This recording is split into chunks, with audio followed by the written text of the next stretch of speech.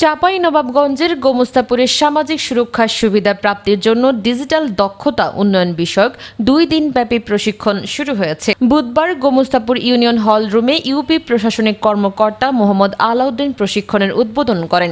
প্রশিক্ষণ চলবে 12 ও 13 আগস্ট। এতে স্থানীয় গ্রাম সিএসওর সদস্যরা অংশগ্রহণ করছেন। বাংলাদেশ ও ভারতে জলবায়ু পরিবর্তনে বিশেষভাবে সংবেদনশীল জনগোষ্ঠীর বহুমাত্রিক প্রান্তিক নারীদের রাজনৈতিক, সামাজিক এবং রাজনৈতিক অংশগ্রহণকে শক্তিশালীকরণ অগ্রযাত্রা প্রকল্পের আওতায় এই প্রশিক্ষণের আয়োজন করা হয়েছে। অগ্রযাত্রা প্রকল্প, ডাস্কো ফাউন্ডেশন ও গোমস্তাপুরের উদ্যোগে এবং বিএমজেড ও নেটস বাংলাদেশের সহযোগিতায় প্রশিক্ষণটি অনুষ্ঠিত হচ্ছে।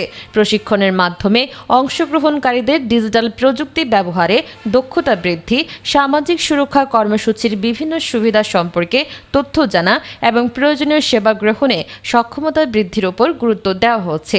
এ সময় উপস্থিত ছিলেন unit manager Mohammad Abul Bashar, advocacy facilitator Mohammad Jewel Rana, Gomastapur উপজেলা সুশাসনের জন্য নাগরিক সুজনের সাধারণ সম্পাদক শাহিন আলম সহ আরও অন্যরা।